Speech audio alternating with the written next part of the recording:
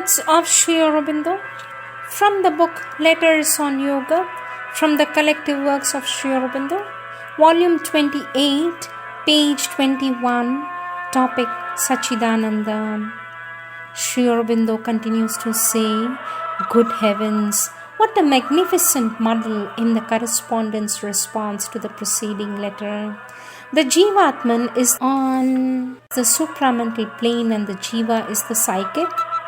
It is the consciousness with a clear individual I that disposes variously the centralizing stress on one part or another of the being, and yet the quality of this I is determined by the part with which it identifies itself. Therefore, it must be a pure conscious I. All that has no basis whatever and does not hang together. I never said that the Jivatman belongs to the supramental plane or is situated there. The word Jiva in its ordinary sense is the living creature, but in its philosophic sense it is often used as a short way of speaking of the Jivatman, the individual being. Sri Aurobindo continues to say, neither can it be said that the psychic being is the Jiva, nor is it the fact that it is the consciousness with a clear individual I that disposes variously the centralizing stress on one part or another of the being. Consciousness has no need of a clear individual I to dispose the stress. It can do that of itself. Wherever the stress is put, the I attaches itself to that, so that one thinks of oneself as a mental being or a physical being or whatever it may be. The consciousness in me can be utterly free of any sense of the individual I and yet dispose its stress in this way or the other way. It may go down into the physical and work there in the physical nature, keeping all the rest behind or above for the time, or it may go up into the overhead level and stand above mind, life and body, seeing them as instrumental lower forms of itself, or it may not see them at all, but rather emerge in the free, undifferentiated self, or it may throw itself into an active, dynamic cosmic consciousness and identify with that or do any number of other things without resorting to the help of this much overrated and meddlesome fly on the wheel which you call the clear individual I. The real I, says Sri Aurobindo, the real I, if you want to use that word, is not a clear individual, that is, a clear-cut, limited, separated ego. It is as wide as the universe and wider, and can contain the universe in itself.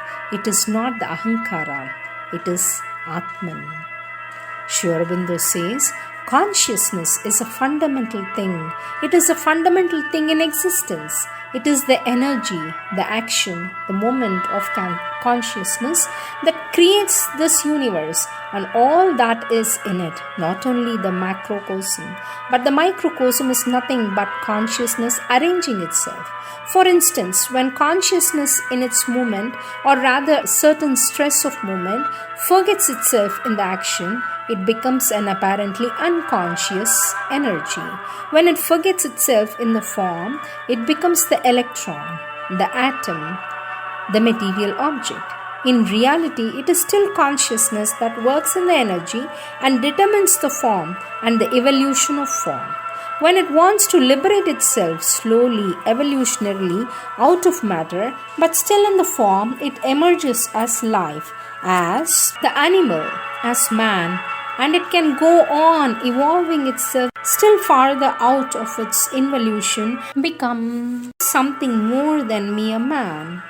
If you can grasp that, then it ought not to be difficult to see farther that it can subjectively formulate itself as a physical, a vital, a mental, a psychic consciousness. All these are present in man, but They are all mixed up together in our external being, and the real status is hidden behind in our inner secret nature, one can only become fully aware of them by releasing the original limiting stress of the consciousness which makes us live in our external selves, and becoming awake and centered within in the inner being. Sri Aurobindo says, as the consciousness in us, by its external concentration or stress, has put all these things behind a wall or wheel, it has to break down the wall or wheel and get back in its stress into these inner parts of existence. That is what we call living within. Then our external being seems to us something small and superficial. We are or can become aware of the large and rich and inexhaustible kingdoms within.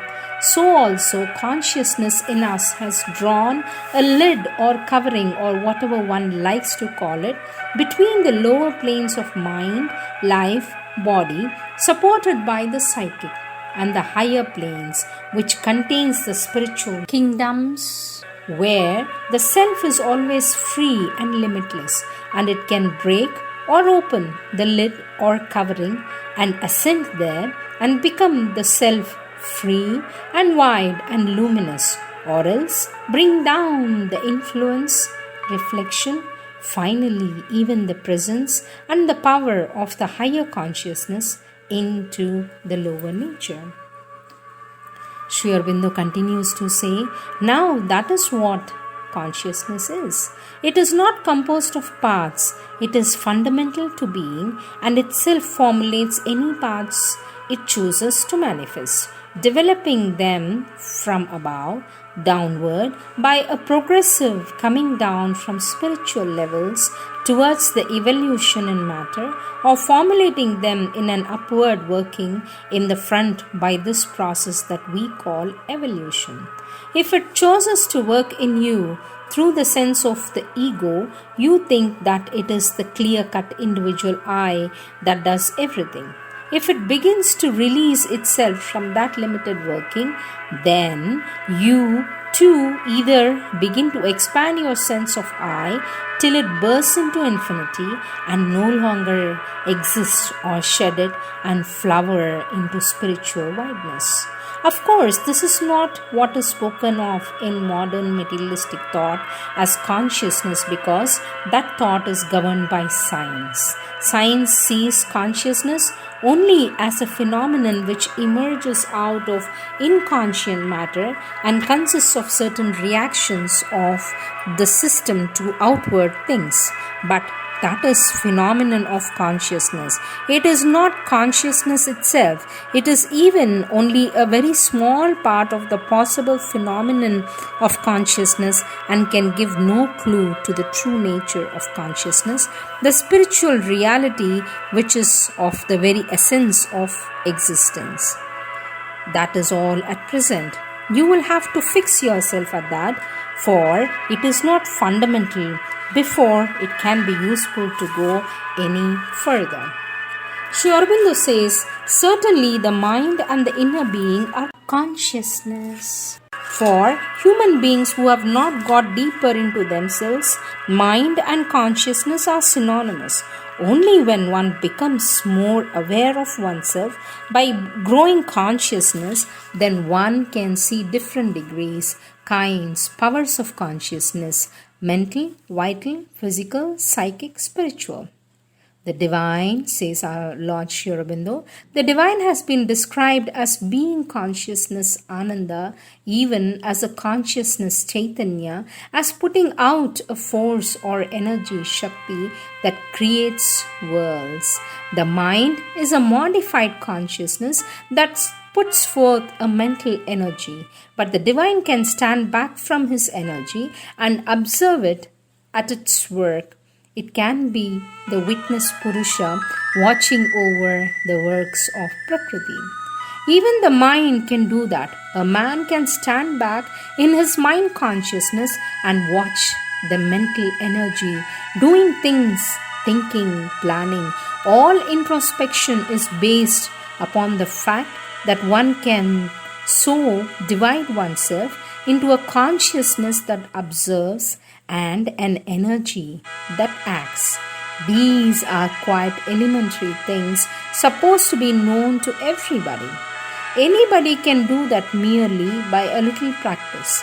Anybody who observes his own thoughts, feelings, actions had begun doing it already.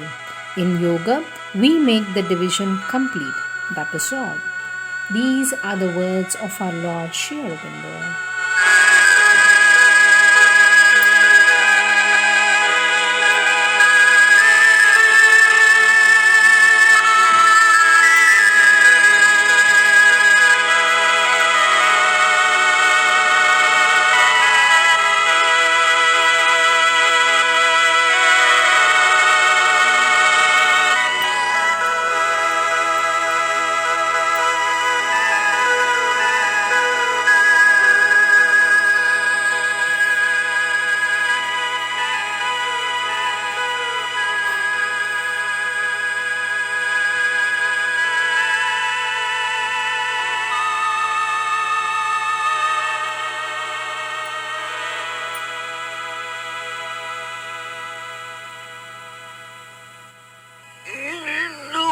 Potato tous, digne du centenaire de Aurobindo.